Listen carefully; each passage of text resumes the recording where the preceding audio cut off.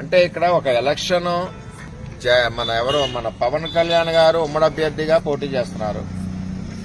ఇక్కడ ఎలక్షన్ మరి అన్ని రకాలుగా నిన్నైతే బ్లేడ్లు ఇచ్చి కోసారు హోటల్ దగ్గర. అసలు ఏమవుతుందో ఇక్కడ పోలీసుకి తెలియదు, ఎవరికి తెలియదు.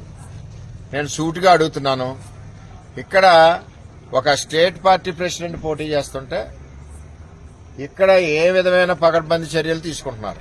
ఒకవైపు బ్లేడ్లతో గీసేస్తున్నారు ఎక్కడికక్కడ, రెండో వైపు ఇవన్నీ చూస్తుంటే మీ దృష్టి మళ్లించి డబ్బులు వేల వెళ్ళిపోతున్నాయి.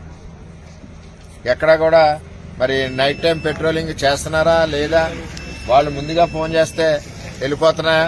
ఇప్పుడు ఇందులో ఈ సెల్లో ఎవరైతే రాజా ఉన్నారో రాజా గారి నెంబర్ ఉంది, ఆ సెల్ ఓపెన్ అవ్వట్లేదు. ఓటు మాత్రం మా అన్నయ్యకే పడాలి.